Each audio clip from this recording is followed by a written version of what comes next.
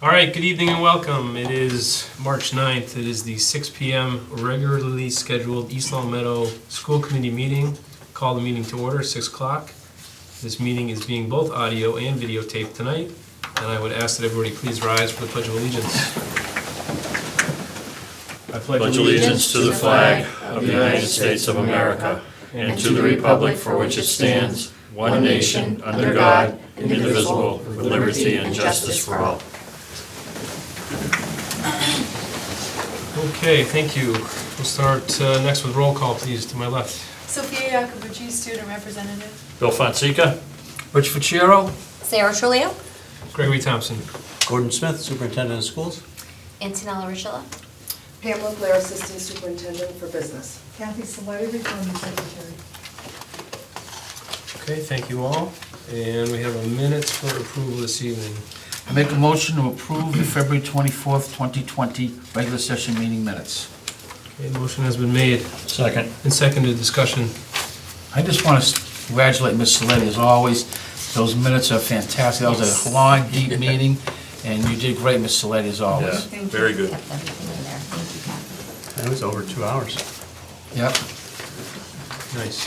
Okay, the motion has been made and seconded. Seconded, yeah. Yep, further discussion? Hearing none, all those in favor, please say aye. Aye. Those opposed, nay. That carries 5-0. I abstain. Oh, thank you. One abstention, 4-0. Thank you, Ms. Miller. Okay, we have committee and subcommittee communications. Sophia. Okay, so I was able to, this past week was kind of a big week for girls basketball for the high school. So I was able to go to the semifinals and the Western Mass final game with them, and they all played really well. And it was also awesome to see just how many fans we had there from the student body, like from all 4 grades, so that was great.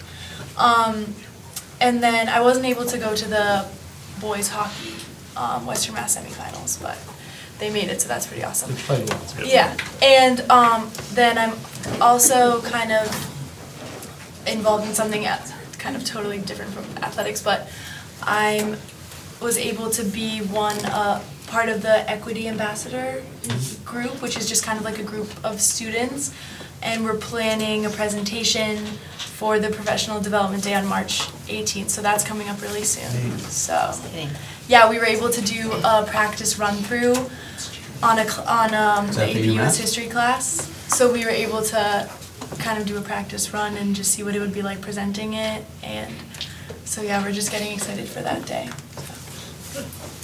Great, thank you. Bill. Last week I had the opportunity to attend the 5th grade art show at Birchland, put on by the Maple Shade and Mountain View students, and I just wanted to commend everyone involved. It was a phenomenal night. I mean, it was great to hear they actually get the 5th grade band up and on stage in sections so that it's not everybody crowding in front of the stage, so you could get to hear your child play, and the art projects were unbelievable. It was a great night. Very well attended as well. Excellent, thank you. Rich? Bill and I started the high school search. We met on Thursday. Compliments to Heather Brown. She ran an extremely organized and effective meeting, so we're off to an extremely good start. Our next step is to give to her our recommendations for who to interview by this Thursday. Second, I did go to the Long Meadow, East Long Meadow hockey game. Tough loss, but they played well. And thirdly, it's great that Kevin McGee is in the audience tonight. He is the District F AD of the Year. So Kevin, congratulations.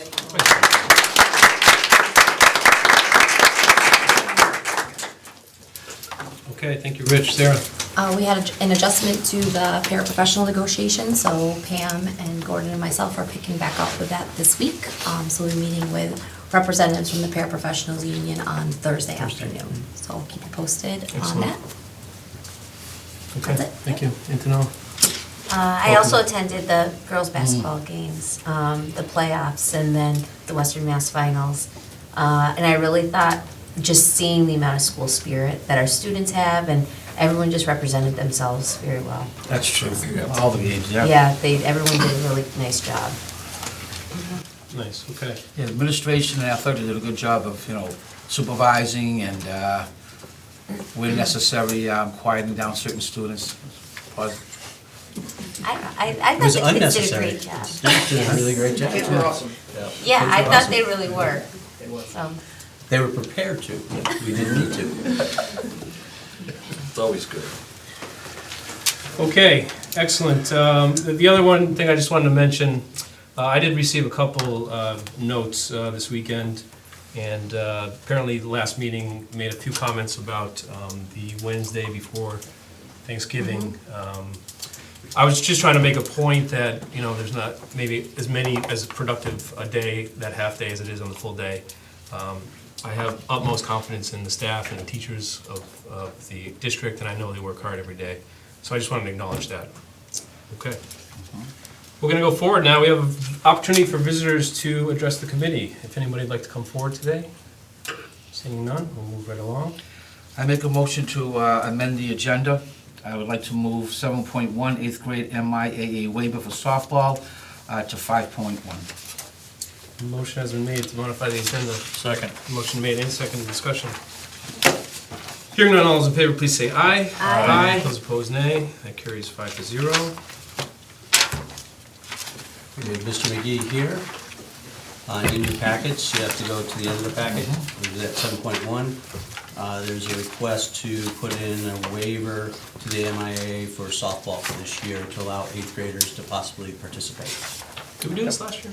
We did, it's a renewal from last year. Softball? Yep, from softball, we had about approximately 4 8th graders last year who played on the JV team. The current signups are right around 18, so this waiver would definitely be meant for the JV program. We really don't want to cancel those JV games, but with only 18 signed up, we definitely need some help from the 8th graders to keep the JV schedule intact. If we don't get enough players, then we'd have to consider only having a varsity team. So these seem to become a little bit more prevalent lately. Do you have statistics over the last 10 years or so in terms of participation numbers?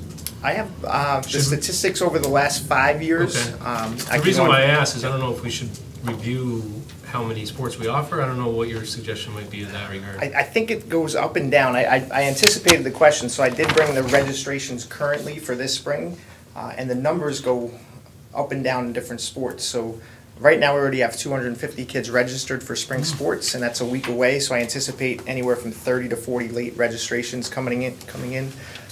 Sports like baseball are already up at 48 registrations.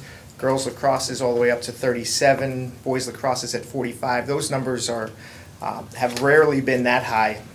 But what I can do is I can go on Family ID where they registered, and I can print out the past 4 years registered numbers. That's not the actual final numbers. I can also get that from a spreadsheet, but I can get you the past 4 years just so you can take a look at all of the participants in the different sports if you want. That'd be really easy for me to do. Okay, yeah, and are there any that are glaring that maybe we should look to not offering? I don't want to not offer things that students are participating in, but I would it seems to be more common that you're coming for Yeah, waivers. so a good example is wrestling. We talked about that about 4 years ago, and we were considering, do we cut wrestling? The wrestling numbers were up to 14 wrestlers this year, and those wrestlers were extremely committed. It was a great experience this year for those wrestlers, so I really feel like sports go up and down. And I heard the youth program's a little stronger now, too, Yeah. in terms of participation Yeah. for wrestling. So based on the numbers and the way the numbers go up and down, I really don't feel it would be in the school's best interest to cut any sports Okay. right now. Okay, great. But I'll get you those numbers so you can take a look at Okay, them. thank you. I make a motion to approve the 8th grade MIA waiver for softball for the spring 2020 season. Thank you. Motion has been made Second? and seconded. Discussion. Hearing none, all those in favor, please say aye. Aye. Aye. Those opposed, nay. That carries 5-0. Okay, Thank you. thanks, Kevin. Thanks, Kevin. Thank you. Thank you, Kevin. Congratulations. Okay, we have discussion about the FY20 current budget. Okay, so in your packet, you have a spreadsheet that shows potential transfers that we are recommending. Just to give you somewhat of the history in previous discussions that we've had on this, back in December and January, we started to look at the fact that we had 6 new out-of-district placements that were of considerable cost and were not special education costs that we had planned on. We also, at the same time, probably over the course of 3 or 4 months, had about 7 significant programmatic changes for out-of-district students.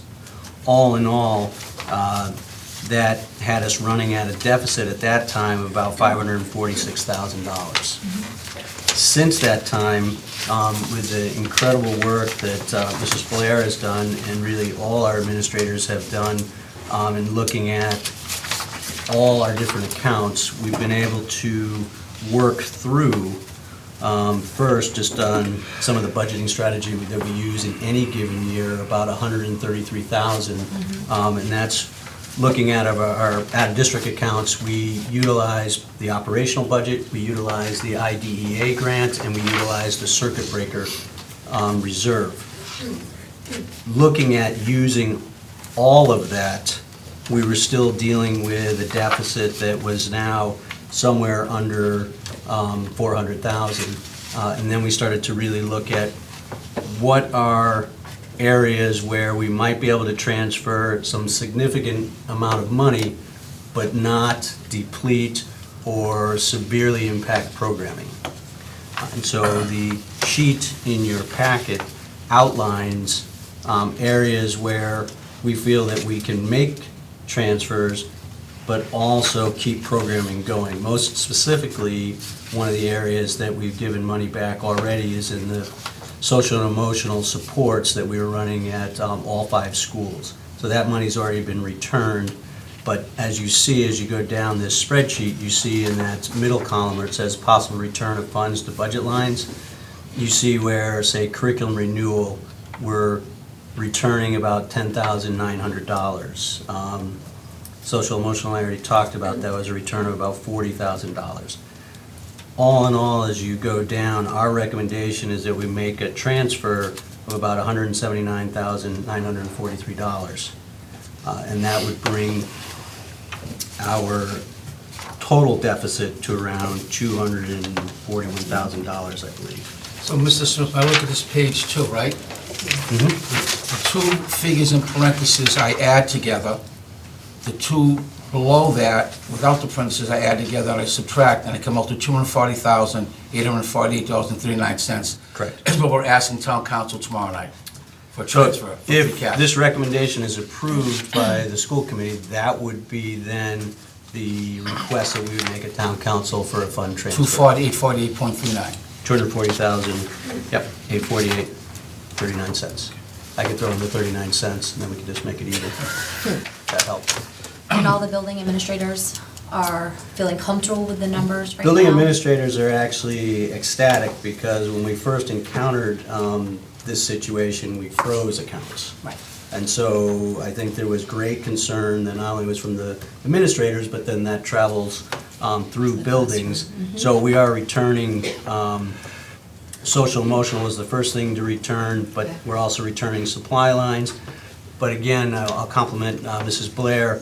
As we did that, the next thing that she did was reach out to all head custodians to make sure what are crucial supplies that we may need to finish off the year. And we made sure that we had those, we made sure that we continued essential purchasing, and then we worked through the fiscal challenge.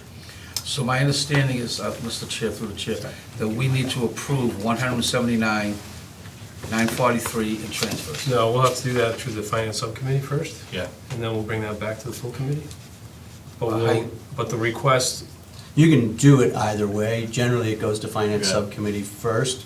However, it does come back Aren't to you the going to full town council committee. tomorrow night? we are going to town council tomorrow night. So you may want to approve it. Yeah, I think we have to approve it tonight. It's okay with me. I mean, if, this is, because this is time sensitive. I'm okay, sure.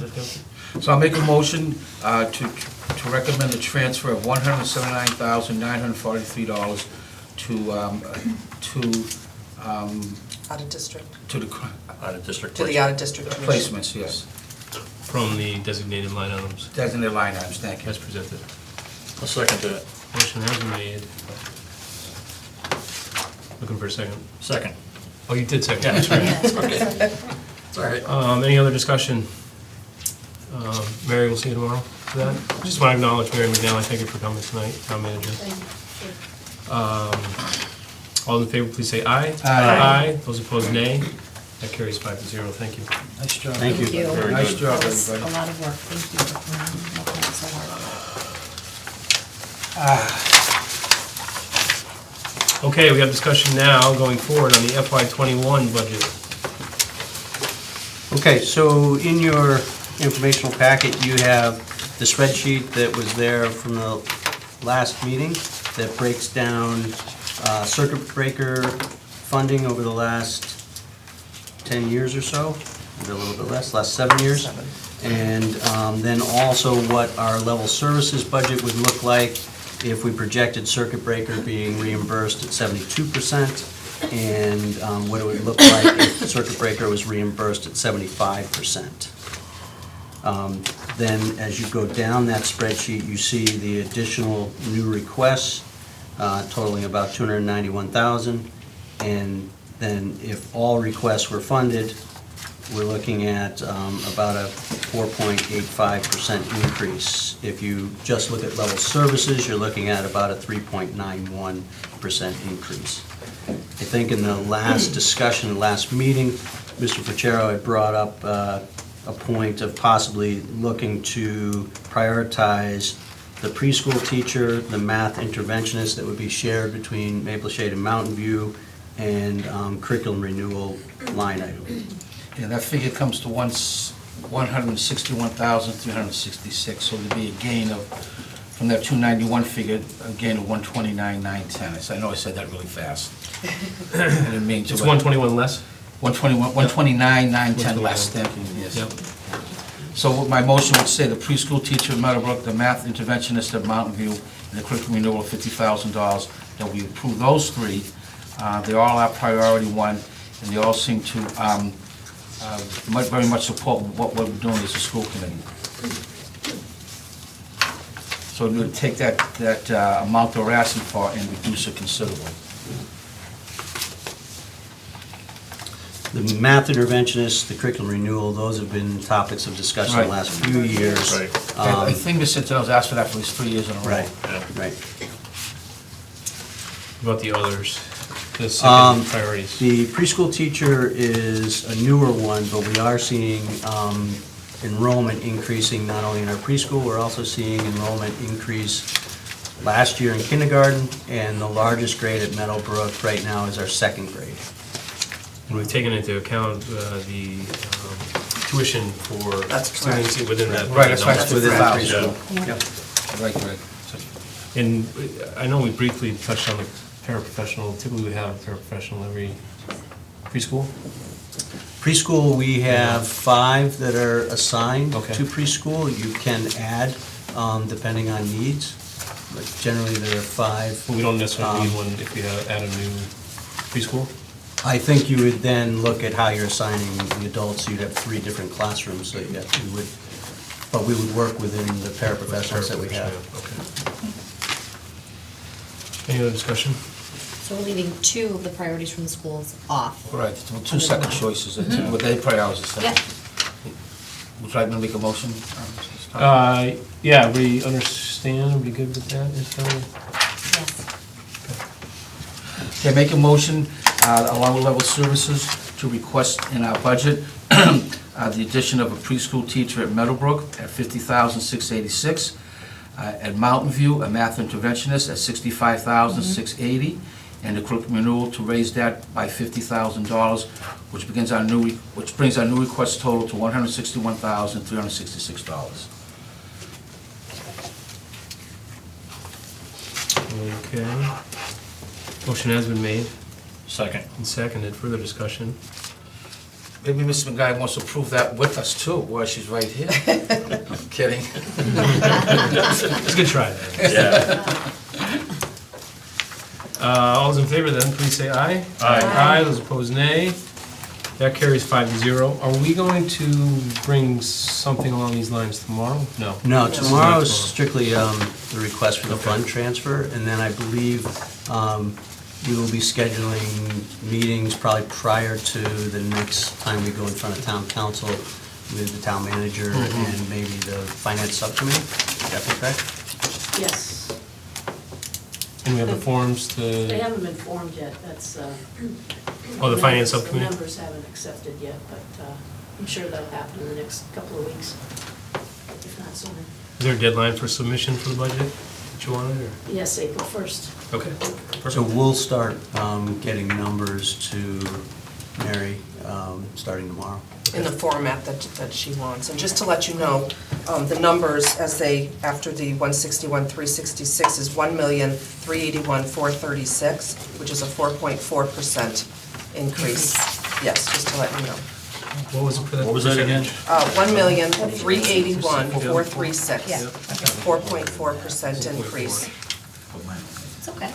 And just as a little tidbit of information, I know we talked about the fact that the last time that the school department ever had to go to the town for a free cash transfer was back in 2007, Yep. when this very same situation Yeah, it had was similar. occurred. And back then, the budget increase that the school department received was a 6.3%, and the following year, 6.7%, just to let you know. I mean, I realize For good things were years. different back then, but Those are It was a lot different. because of course, if we have this budget, challenge this year, it rolls right into next year with this special ed, so we, And that was that's the why same our request situation. is It so was the much same higher. situation back Yep. then, because I went back through my records, and I looked at some of what we did, and it was a snowball. The exact same scenario happened, and so it's gonna carry over to the following year, because you Exactly. don't know what circuit breaker, and obviously the formula was a lot different, 13, 14 years ago. Exactly. So I thought that was an interesting piece of Yeah. information. I think that's why it's important that we continue to go after the new initiatives, because those need to keep the work of East Long Meadow Public Schools moving forward. And if we don't, based on the budget situation that we're in now, then we're stopping the work and the learning for the kids, so. Now, at that, one more information piece, at the time, now granted, we were under the old form of government with town meeting, there was talk of, amongst members of the appropriations committee at the time, of establishing almost like an emergency fund for situations like this, but it would be general to any town department that ran into a hardship. Unfortunately, it never went any farther than the discussion phase, because again, it was how do you fund it if free cash drops below a Yeah, certain it's tough to percentage? leave money's in an account. Right. To not ever be used. Yeah. Yeah, so And free that's cash where- would be the. But the concept of that was very well thought out and received, Right. because again, you can't predict what's gonna happen in special education. Okay. So, we should be good then forwarding that, and pretty much we're all set on budget. Tomorrow, they have all the information in their packet for the Okay. request. The only other topic we didn't, and I apologize that I didn't say it sooner, but the school committee stipend, did you want to do the same thing that you had done in prior years? Let's leave, well, Yeah, I think we should continue to do that. Continue the I think same we should exact- keep it- Yeah, I mean, they seem to bump it up a little I bit think each they year. recognized that Well, you it were was- the only other, Yeah. Elected body. elected body, Yeah. thank you. we don't have that as a proposal though necessarily. Do we have last year's request? I can tell you what you did, what you. Or do you wanna bring it was, back? if you want to. Let's bring it back. We can bring it Yeah. back, we got time. Perfect. Good Put it on idea, the agenda. good idea. Okay, Yeah. thank you though for bringing it You're in. welcome. Okay, we'll move along. We have a discussion about the 2020-2021 school year calendar and the placement of half-days. Okay. In all of your informational packets, you have the draft calendar that came out of the collaborative committee with the placement of the half-days more or less in the same place we had them in this year's calendar. And you also have a draft of the assessment schedule, as well as calendars from surrounding districts, and then time on learning documentation. Just a couple notes as you're looking at the calendar, because we've discussed half-days and number of half-days. If you look at all the half-days total, you're looking at about 10 half-days. That would include parent conferences, PD half-days, and then half-days that are currently in there, either before a vacation or last day of school. that is not happening at all levels. So you have 4 professional development half-days that basically hit pre-K to 8. You have 3 professional development half-days at the high school, because one of the other half-days that's professional development for the rest of the grades is part of their mid-year exam schedule. You have 2 parent conference half-days, pre-K to 5, and then you have 1 additional half-day for parent conferences for pre-K to 2. The parent conference half-days and the PD half-days are embedded in the contract, as well as the last day of school is mentioned as being a half-day for students. Those are embedded in terms of number, not in terms of when, correct? Correct. Okay. Yep. Yeah. Yep. And then there's 2 more half-days that the staff only has a half-day as well. Day before Thanksgiving. Day before Thanksgiving and day before. Holiday break. Correct. Yep. Yep. Okay. Discussion. Well, being on the collaborative committee, obviously, I'm comfortable with the schedule. We work very hard at making sure that we don't hit the same days, that we try to pick days that are not near long weekends. We really work hard at trying to embed them in the schedule so that we don't affect, for example, music and art, and we try to balance out what days we use and when we use them. So, having lived with this for many years, a lot of work goes into it. And I think you should take a really hard look at what the committee has decided, the collaborative committee, as far as recommending the half-days. Yeah, I think the only topic we had left off on last time, with the exception of being concerned about October, because there are 2 half-days in October combined with Columbus Day, was really just talking about, because the only one contractually that we can really have conversation about is November 25th, and whether or not we were gonna leave that as a full day off, rather than leave it rather than how it stands now as a half day. Well, I think the discussion was around the October 9th day as well. Yeah, but What's that? Is where to place the What's the placement? first Yeah. October half-day, whether to keep it up against the 3-day weekend, which is Columbus Day weekend, or move it somewhere else. There was discussion in the last meeting of possibly moving it to the final week of September. The challenge there is that our assessment window does go to October 8th, just to give all grades a Right. chance to not only get into a rhythm, but also then build towards that assessment. And then in many cases, they'll use that information on the half-day. What about moving it to the 8th? Would that work for that? You for the certainly could assessment move schedule? it to the 8th, and the hope would be that we can get it accomplished. I mean, you're talking 1 day as opposed to going a Right, full the week month. before. Oh, yeah. right. So let me just be a member of the collaborative committee. Yeah. The reason that might, if they were all sitting here now, they say, wait a minute, we're hitting December 10th, which is a Thursday, and we're hitting April 1st, which is a Thursday. So that's what we're trying to balance, not using the same days all the time. Once again, being sensitive to the, as I say, all the different specialists we have throughout the school system.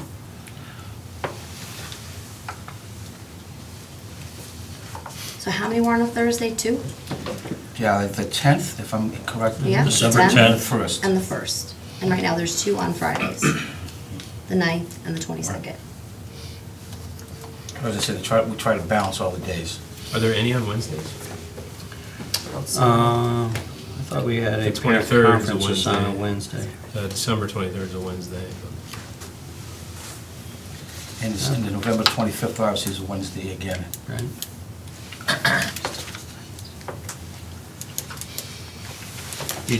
I mean, Did I say March 3rd? That's a Wednesday. Oh, it's For parent conferences. Oh, yeah. I mean, the piece There's is we 3 can leave it Wednesdays. on that Friday and we can continue, like we have done in the past, to look at attendance. I mean, the concern there was what was happening with attendance on professional development days when they were coming up against long weekends. That's where the concern originated from. And if we're trying to move work forward within the schools and support educators in receiving professional development, then we want to make sure that the masses are there, because then that makes it really challenging for administrators to then go forward and support the work of professional development, which is the intent of the October 9th date. I mean, if we want, we can leave it there, but then I think, again, maybe some of that attendance data needs to come back to the collaborative committee to look at. Well, I was gonna, if I may follow up what Shula was saying, as I thought through this meeting and this agenda item, I thought in two ways. First, remember, I'm the old timer here, so to me, this calendar works. Approve the calendar what we have now, but I really think back in 1999, I'm going back 21 years, was the last time we had a full-blown committee that really delved into the calendar to make sure that it was working. It started with custodians and secretaries, because it affects everybody. Parents were on it, students were on it, the chair was the superintendent, school committee was on it, principals, administrators were on it, teachers were on it.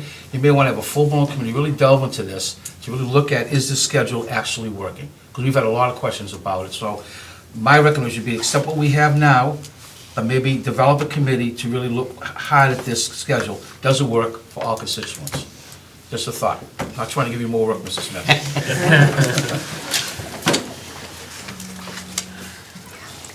What do you think, Antonella? I like what Mr. Ferchero just said. A rich. Yeah, you don't have to call him Mr. anymore. I know. It kind of balances some of the discussions we've Yeah. had. Yeah. And at the same time, I think that there's some angst among the staff about why is the school committee questioning what's going on at our level. And I think this gives us a chance to prove what we have, but also gives everybody in the system a chance to relook at this. And I think it is a negotiation year next year, Next year. Next year. so the time. Well, to that point, it's just the Wednesday before Thanksgiving. I think we have the ability to do something to try that now or not, without impacting too much, but do it now because we could. You're talking We don't have giving Wednesday as a full day It's a off? full day off. The only concern I have about that is adding it on to the end of the year, not knowing, we're not gonna get another winter like this, and then all of a sudden, worst case scenario, you're still here on January 24th, and what are you gonna accomplish Yeah, on that except we day? did take that Friday, that we have the Friday, the first week of school. No, I understand So we that. actually slid it back, Yeah. it would just actually be the same. Right, but I'm just No, playing devil's I advocate understand. on Yep. that. Because I think the other piece that we've talked about that is in our packets is the time on learning and that required documentation that we're accountable to provide the state. We're getting really, really close to just hitting the minimums. And to your point, Mr. Ferchero, like if we're thinking about that's the last time the calendar was looked at, since then, we've had standards that have changed, that have dramatically impacted what students are expected to learn at the end of each grade level. We've added new standards on. We now have digital literacy and computer science standards. It's a whole other set of standards. And we're barely above the minimum amount of instructional hours that the state is setting forth. That being 900 hours for elementary and middle school and 990 for the high school. That's not taking into account delays, it's not taking into account assemblies. We're on a really thin line there. So if we don't start to have larger conversations, to your point, or consider putting that additional day being the November 25th, then we could put ourselves in a really difficult situation when we look at the required amount of time on learning. No, I understand all of that. Going back to Rich's point, I think you get a bigger committee to say, okay, listen, here, we haven't looked at this since 1999. Here's what's changed since 1999. We're getting dangerously close, and now we have to figure it out. Yeah. And you bring all the stakeholders in, plus it provides transparency, and I think that's key here too, that many voices are being heard. I'm not trying to be critical of anything, but I'm just, if we're gonna continue to look at this, and I agree, we are getting close, then let's collaboratively figure out how to fix it. I think the short-term fix, though, can be to give us a cushion going into the 2020-2021 academic year, to say, let's take the 25th as a full day off, and then at least we're giving ourselves a few additional hours in terms of a cushion going into next academic year, because we didn't have very many delays this year. No. No, so if we December have that, was a little scary when we were in December, but now that we're in Yes. March, feeling less, I guess, less afraid. Anxiety. Yeah. Over the course of my tenure, I believe I'm averaging about 2.3 snow days a year, much to people's dismay, until June, though. Then people are very excited about that. Well, that's, Which is why blizzard bags never really took, yeah. The Got into concept much was fine, discussion. but the reality of it just never was developed. And it quickly went, as fast as it showed up, it went away just as Yeah. fast. So, Just looking at other calendars, Westfield has no school on that Wednesday. Springfield has no school on that Wednesday. So there are districts that Hammond do. Wilbraham doesn't have Hammond school. Wilbraham, Yep. thank you. May I try to give an opposite viewpoint? Just for, I'm going back to being a high school principal. I really like that half day, November 25th, because it's the longest stretch of school with no real break, because then you get into, February vacation and April vacation. It's the longest stretch. And if I remember that day, it was a day where it wasn't as intense, which was kind of good for the staff and students. You saw a lot of review going on, a lot of individual conferences. It just made for a good social emotional learning day, where people kind of took a step back. It was a half day, we're going into a vacation, a holiday break. So I think there is a value to that half day, I really do. I think it kind of makes for a pleasant atmosphere where for 3 straight months, there's been academic rigor every single day. And I'm not saying that the rigor is not as strong, I'm just saying it's much different. There's a lot more assessment going on, talking to individual students, there's a lot more reviewing going along. So I kind of see it as a good send-off for Thanksgiving break. People who've been absent get a chance to make up work. It was just a good catch-all day, I'll call it. I know there's other people in the audience here, I don't know if anybody would agree with me with that point of view, but that was my read as a principal when I was here. There was a good catch-up day, good for everybody. What do you think, Sophia? Well, I agree, because that is a day that we were able to do. I know for class council, we were able to do this hot cocoa on the go-go thing. So on that day, but it's almost like a lot of students don't show up on that day. And there could be a lot of reasons for that, because you're going somewhere for Thanksgiving, which is I think that's a big thing, because people have family that's far away. So some of the times what happens is that in certain classes, more rigorous classes that I take, there'll be a lot of students there, but that's kind of just how it goes in those type of classes. But in some other classes, there's barely anyone there, and then it's you can't really Move forward with the curriculum. you can't really do anything, because it's so many people would miss it. And I don't think it's just people skipping. I think a lot of the time it tends to be people that are oh, I'm going here for Thanksgiving, Right. so we're leaving already. But yeah, that's just kind of. Okay, good discussion. We can entertain a motion. I'll make a motion to approve the calendar as presented under 6.3, 2020-2021 next year school year. As is. That's this. I'll second that. Motion has been made and seconded. Further discussion? Hearing none, all those in favor, please say aye. Aye. Those opposed, nay. Nay. Motion carries 3-2. Okay, next item. Superintendent mid-cycle formative review. We've all had a chance to look over the formative. Yes. Any other questions, points? A lot of good stuff going on in the Oh, yeah. district. In your shared file, you have the evidence folders as well as the analysis and report that I broke down last week. Well done, Mrs. Smith. Very good. Yes. Good stuff. Nicely done. Okay, I'll entertain a motion to accept the superintendent's mid-cycle formative review, please. Let's let the rookie do it over there. Yeah, rookie. I'd like to make a motion to approve the superintendent's mid-cycle formative review. I'm going to second it. Motion has been made and seconded. Further discussion? Hearing none, all those in favor, please say aye. Aye. Those opposed, nay. That carries 5-0 as well. Okay, with that, we are in good shape. Wow, wow. Yeah, it's a good one. Jamie, thank you so much. And I will entertain a motion to adjourn. So moved. Motion has been made Second. and seconded. Discussion. Hearing none, all those in favor, please say aye. Aye. Those opposed, nay. Motion carries 5-0. We are adjourned 6:37. Thank you so much. Very good.